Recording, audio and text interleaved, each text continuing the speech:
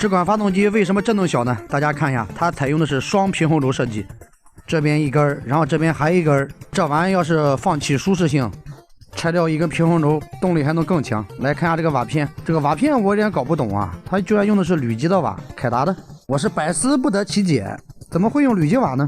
你看雅马哈 R6 空挡18000转呢，它也是同基瓦镀铅呢，这个让我感到意外。